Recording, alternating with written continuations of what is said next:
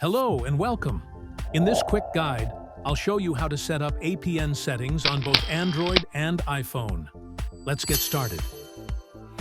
First, let's set up APN on your Android device. Open the Settings app. Tap SIM cards and mobile networks.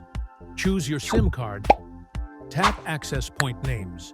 If needed, tap Add New APN. Now enter the required info.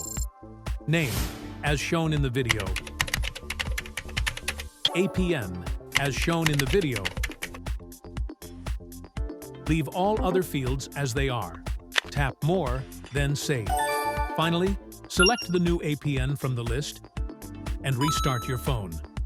Your Android internet is now ready. Now, let's do the same on iPhone.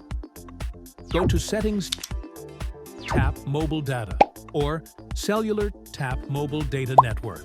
This may appear as Cellular Data Network on some iOS versions. Now enter the following: APN, Internet, username, leave blank password, leave blank. After filling in, exit settings and restart your iPhone. That's it. Your internet settings are saved. You've now successfully configured mobile internet on both Android and iPhone. If this helped, please like, share, and subscribe for more tech guides. Thanks for watching.